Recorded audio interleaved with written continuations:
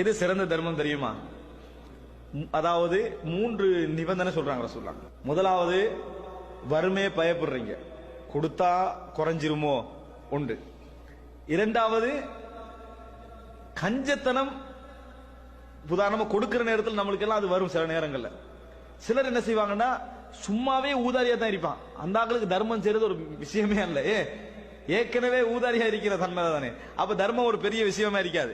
ஆனா இவர்கிட்ட உள்ளத்துல என்ன செய்யும், ஒரு எது செலவழிக்கிறதா இருந்தாலும் பார்த்து யோசிச்சுட்டு என்ன செய்வாரு, செலவழிப்பாரு. இப்ப இவருக்கு கொடுக்கிற இடத்துல உயிர் போற மாதிரி இருக்கும் என்ன, ஆனா கொடுக்கணும்னு மனசு சொல்லுது.